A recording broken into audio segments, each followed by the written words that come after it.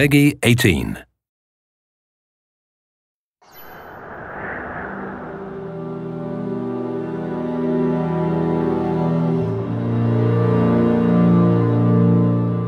If we were to have a mission in the game space, it's that we want to bring the player to make them a participant in the narrative. By bringing this character, Elizabeth, into the game, by having her with you pretty much for almost the entire game, we knew that if we didn't get her right, the game wouldn't be right. And she really is the emotional center of the game. This character, Elizabeth, she comes from a pretty dark place. But she's also got an incredible amount of enthusiasm for life. And when we found Courtney, I think we found somebody who could do both. I don't dance. Come on, let's go. Why? What could be better than this? It's so complex. I mean, you're talking about really trying to bring forth all the complexities of human nature that impact us because you're having to use only your voice to convey your entire, the character and what you're trying to portray. You have to put your entire body into it. So there are times when I'm doing voiceover work and I'm literally drenched in sweat because my body is working so hard. Hey! Knock it off! Stop it! Will you stop it? I'm not here to hurt you. Who are you? My name is DeWitt. I'm a friend. I come to get you out of here. Get away!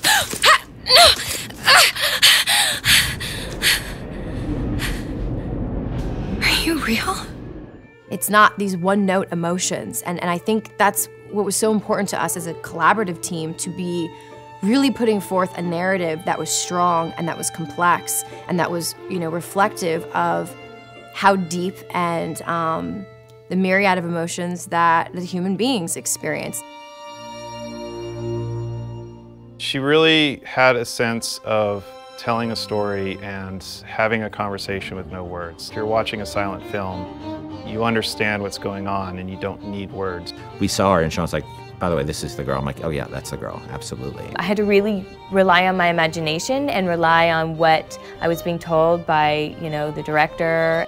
Weird for me to see myself, literally, every movement that I did. Yeah. I mean, I see myself in it. I mean, it might not be my face, but the thing is she's actually in a world. When I did it, I was in an empty room. Yeah. They put me out into this giant sort of basketball court, it looked like, with stuff taped out on the floor that was sort of like the imaginary, world.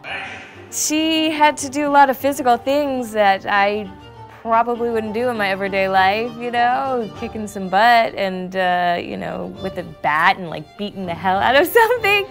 It just started to feel like it was my voice, I just really started to connect with it physically, and this voice was all one. I don't understand, how could we get there?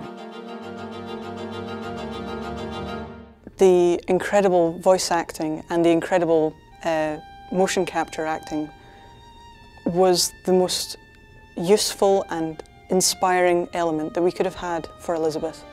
Liz will follow you around the world, and if you decide that you don't want to go where she thought you were heading, she can handle that really, really cleverly.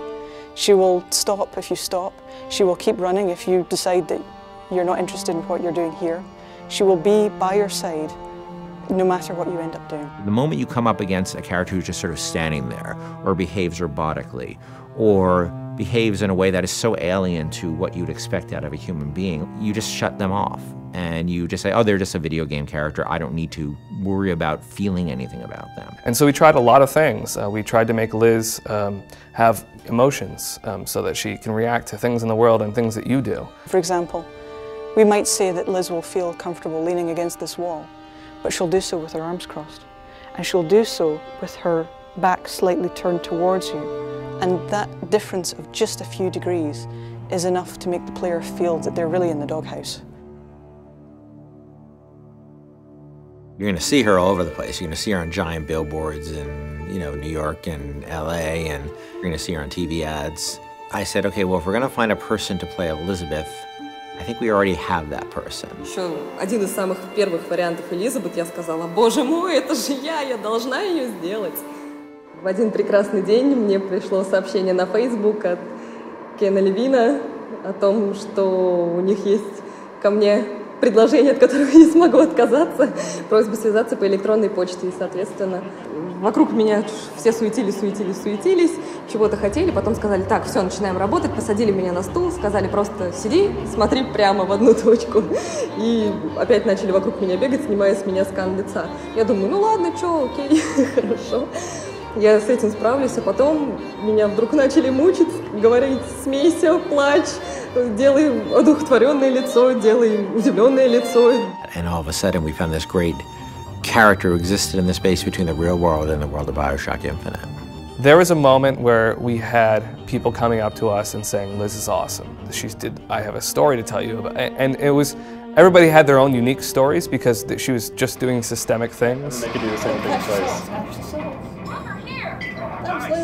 I actually get people telling me things that there's no way I could know about. Like, say there's one of the combat's kicking off and they're having this incredible moment where they're running around the place and smashing someone in the face and blowing someone else up with a shotgun, and they've suddenly, a huge big boss man comes up and they just go click.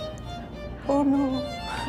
And then suddenly from the side, Liz goes, Booker, over here!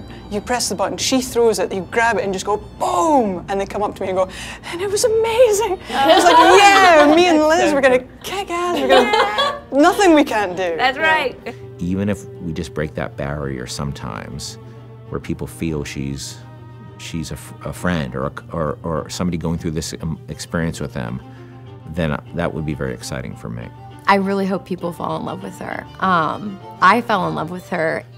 I forget she's not a real person sometimes, and I know Courtney really well, and I forget sometimes that that's Courtney's voice, and that's Heather's motion, and that's the team's other work, and she becomes a real person to me many times. And I think the reason we call her Liz internally is because she became a real person to us in a lot of ways. Elizabeth has been locked in her tower for however many years it was, and now instead she's going to be released from her secondary tower, which is our studio, and let loose in the world for real. And that's just an incredible feeling. Let's go! Come on, let's go!